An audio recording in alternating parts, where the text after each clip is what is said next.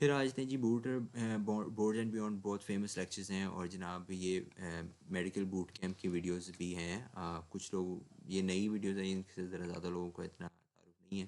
Medical boot camp کو سادہ زبان میں اگر بولا جائے تو وہ یہ ہے کہ فرسٹ ایڈ کے اندر جو ٹاپک ہے ان کو ایگزیکٹ ایز اٹ از وہ پڑھاتے ہیں، تھوڑی سی اس کی ایکسپلینیشن دے کے.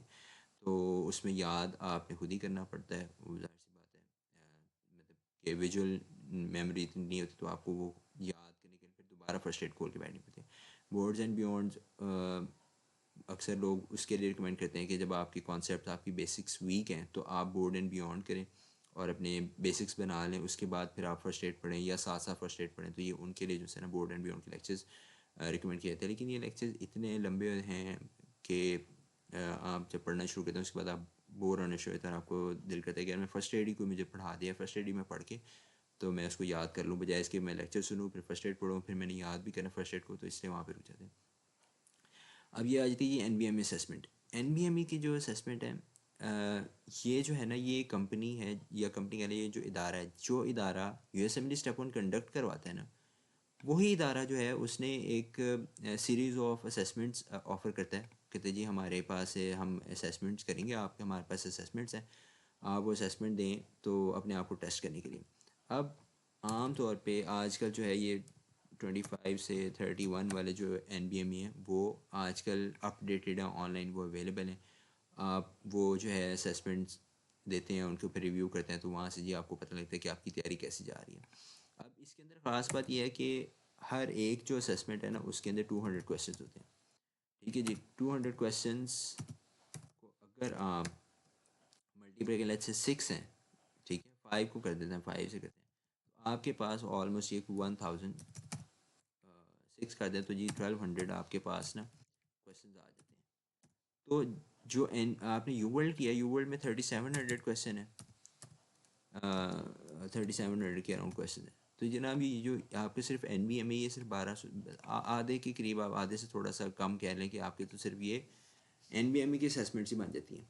تو اس لیے یہ بات جو میں کرنا چاہ رہا تھا کہ یو ورلڈ کچھ لوگ آدھا کرتے ہیں، اس سے کم کرتے ہیں، تو پھر بھی وہ پاس ہو جاتے ہیں، یا پاس وہ ایگزام کی تیاری کر لیتے ہیں. اس کی وجہ سے یہ ہوتی ہے کہ وہ N B A assessment, N B M E کی جو اسیسمنٹس ہے وہ پوری ریلیجسلی کرتے ہیں اور ان کو پورا اینڈ سے اینڈ کرتے ہیں. وہ جب اسیسمنٹ کرتے ہیں، ان کی جب ریویو کرتے ہیں، اس میں اس کے اندر ہی ان کا اتنا سارا سلیبس کور ہو جاتا ہے کہ ان کو پھر یو ورلڈ کی اتنی زیادہ ضرورت رہتی نہیں ہے. تو این بی ایم ای کی اسیسمنٹ جو ہے اس کے اندر جو کامن اپروچ ہے وہ یہ ہے کہ لوگ این بی ایم ای کی جو اسیسمنٹ وہ ہر 2 ہفتے بعد ایک ایگزام دیتے ہیں، پھر اس کو ریویو کرتے ہیں. تو اس کے اندر کیا ہوتا ہے ان کی پروگرس نوٹ کرتے رہتے ہیں کہ ہم کس سپیڈ سے کتنا اوپر جا رہے ہیں، اور ساتھ ہی ساتھ یہ ہوتا ہے کہ وہ ریویو کر کے اپنے جو ویک ایریاز ہیں ان کو تھوڑا سا وہاں سے کنسالیڈیٹ کر لیتے ہیں. میں اب اپنی اپروچ کی بات کروں تو میرے لیے یہ بہت مشکل تھا. جاب اور ساری فیملی کے بعد سے میرے لیے ایک جگہ ٹک کے بیٹھنا بڑا مشکل کام تھا. پھر اس کے بعد ٹیکسٹ بک پڑھنی چیزیں مشکل تھی. تو میں نے اپنے لیے وہ اپروچ چنی جو سب سے ہٹ کے تھی لیکن میرے لیے سوٹیبل تھی. تو میں نے یہ کیا کہ میں نے اسکیچی میڈیکل کے جو لیکچرز تھے وہ فل تھرو اینڈ تھرو سنے. ایک ایک لیکچر شروع سے لے کر آخر تک میں نے سنا. اب وہ جو میں نے ایک ایک لیکچر شروع سے لے کر آخر تک میں نے سنا، ایک دفعہ سنا، میری ایک بگ پکچر بن گئی، مجھے کانفیڈنٹ، میں نے اسیسمنٹ دی، میری اسیسمنٹ جو ہے وہ پاس ہونے کے قریب آ گئی. جیسے 160 کے قریب میرے مارکس آ گئے، میرے اسکور آ گیا، جبکہ 194 چاہیے ہوتا. تو مجھے بڑا حوصلہ ہوا کہ یار میں کہاں شروع میں نے 50% سے کی تھی اور میں اب جو ہے نا وہ 160 170 اسکور کو ٹچ کر رہا ہوں. تو اس کا مطلب ہے کہ میں کر سکتا ہوں، میری پروگرس ہو رہی ہے. تو اس چیز نے مجھے بڑا کانفیڈینس دیا. پھر میں نے یہ دیکھا کہ جو میں نے اسیسمنٹ دی میں نے اس میں دیکھا میرے ویک ایریاز کیا تھے. تو میں نے ان ویک ایریاز کو فرسٹ ایڈ سے کھولا.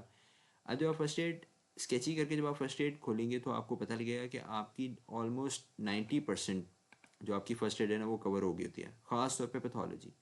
اگر آپ جب پیتھولوجی کریں گے نا آپ دیکھیں گے آپ کی خاص طور پہ پیتھولوجی آپ کی 90% کور ہو جاتی ہے آلموسٹ.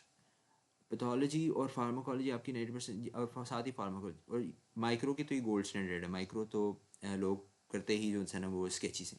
تو جب آپ کو یہ ہو گیا کہ یار آپ کی جو ہے مائکرو ہوگی، آپ کی فارما تیار ہوگی، آپ کی پیتھولوجی تیار ہوگی، تو پیچھے آپ کو کانفیڈنس مل جاتا ہے کہ یار میں کر سکتا ہوں. اگر میرے یہ اتنا ساری چیزیں ہو گئی نا تو پیچھے سے کیا ہے، بایو کیمسٹری رہ گئی ہے، امیونالوجی رہ گئی ہے، تو میں انشاءاللہ یہ بھی کر لوں گا.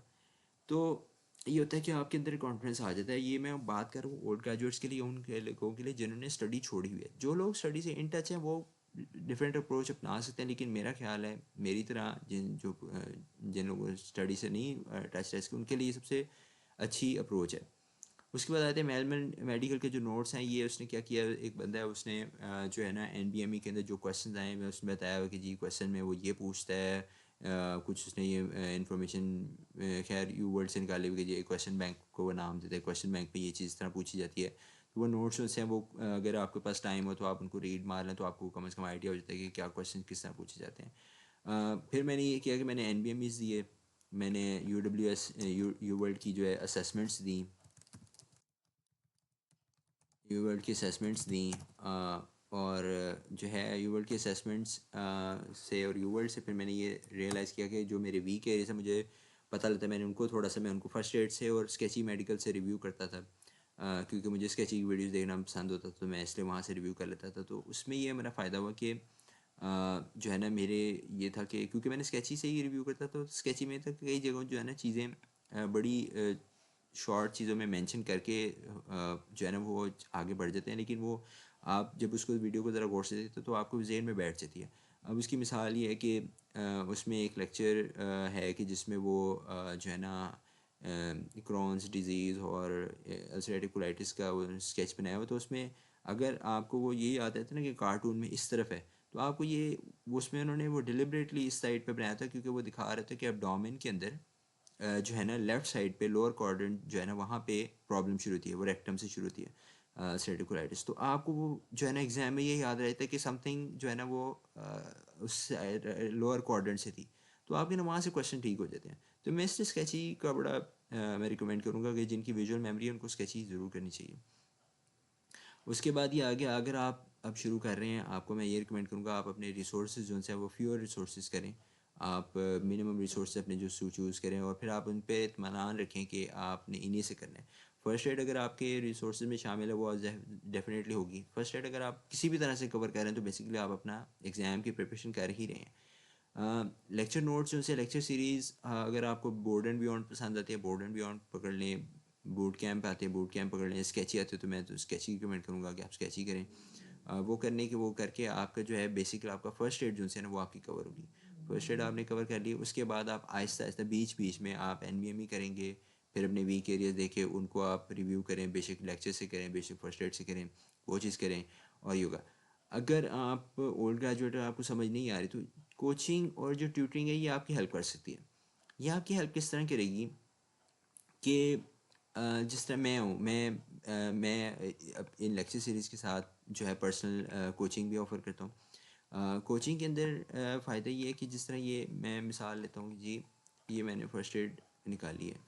اب اس میں آپ دیکھیں گے کہ اب یہ جو پیج ہے یہ میں نے پہلا پیج نکالا. اب آپ جب اس میں نکالیں گے آپ اس کے اندر کنفیوز ہو جائیں گے کہ کیا چیز کرنی ہے یاد, کیا چیز نہیں کرنی, کیا چیز ایگزام میں آ سکتی ہے.